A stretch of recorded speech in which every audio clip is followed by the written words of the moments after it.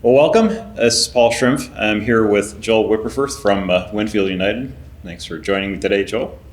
So, I want to talk a little bit about, as I said, we're at the InfoAg conference here. We'll talk a little bit about some of the things that you're engaged with and learning, and some of the things that Winfield's been dealing with. I know this has been quite a year, quite a spring, and I know you have some things to tell me about what's going on with R7 and the tools and how you can adjust to such difficult times. But I also recently did a story where I talked to one of the retailers you're working with about what they're offering as far as e-commerce or e-business, sort of what the terminology is best to use, but having an offering that you can present to growers and that allows them to kind of adjust the tool as they see fit and use the data and access the data. But can you talk about your strategy in that front and what you're doing to work with retailers and growers? Yeah, well, Paul, thanks for having us on. We love what Maestro Media does around bringing groups together to really bring the industry along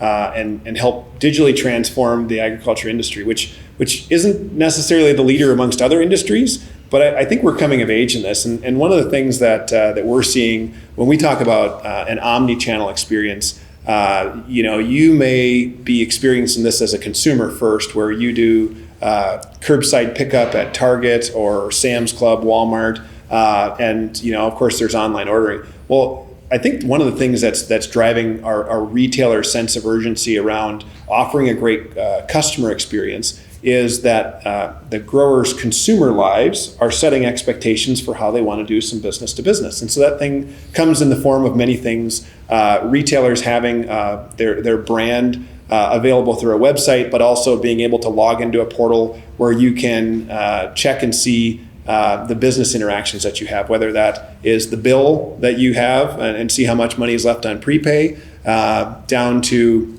what sort of things are going on in your farm, what sort of products are coming to your farm on order. But one of the things that I think our ag retailers are doing differently is they're actually using the PrecisionAg tools to drive insights in season for growers to get notifications in their portal or even in a mobile app to really bring that customer experience along.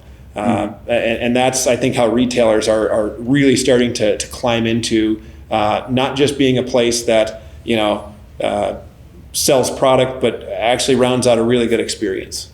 Interesting. So, and some of that's played out this spring with all the difficulties, and there's more in-season decisions, I guess, and more in-season learnings that we have maybe than we've had in a long time with, as you said, super late planting and just trying to figure out what the best approach is to raise a crop in such a difficult environment.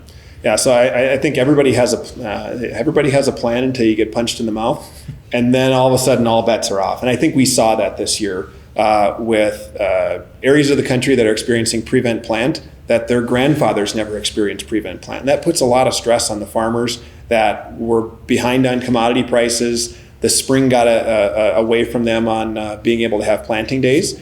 And I think we're seeing some of the effects. People talk about climate change and how that might impact us. This is a prime example of where those extreme weather events brought heavy amounts of rainfall to large sections of the country.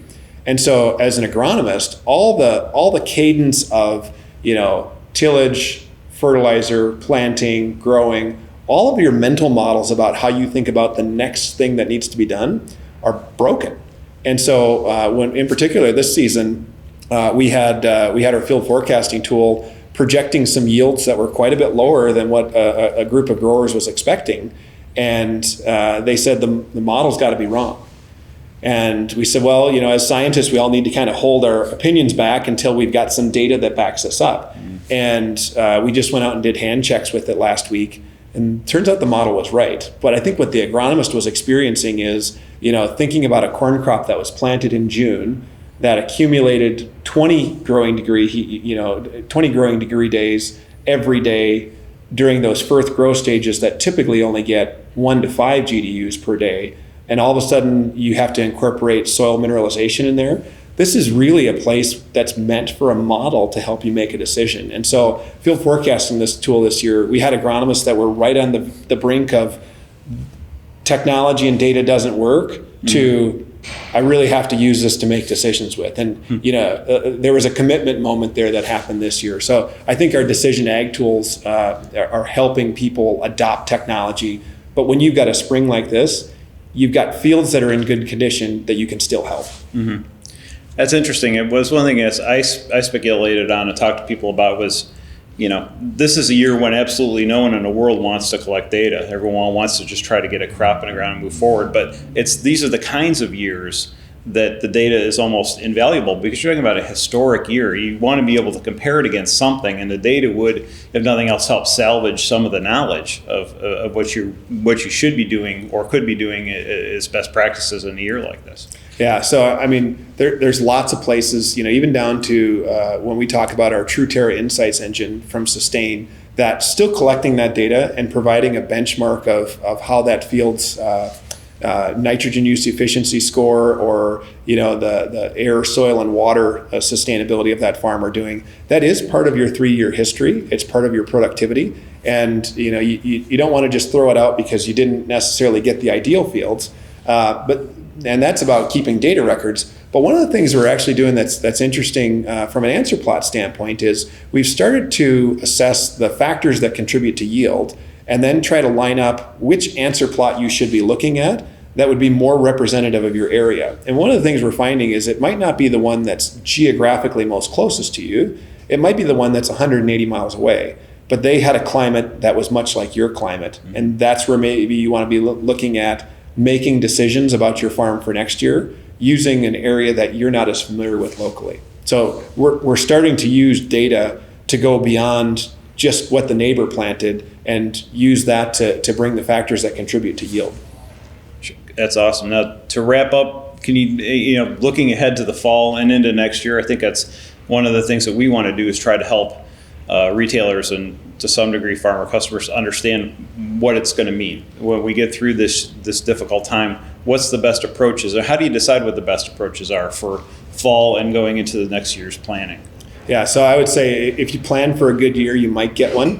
If you plan for a poor year, you will get one. And I think we have to approach this with that sense of optimism that, get your soil samples done, get your fertilizer applied.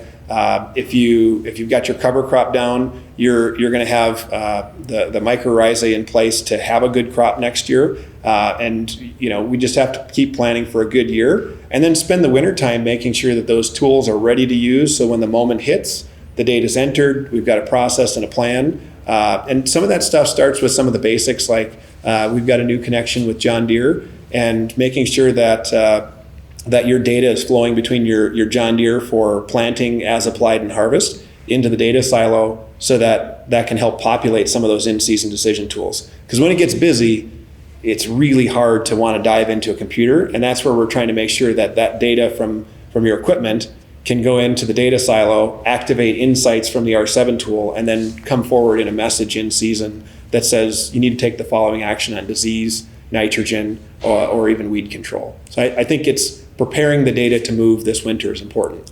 Absolutely. It's really great advice. Well, thanks for joining us today, Joel. Thanks, Paul.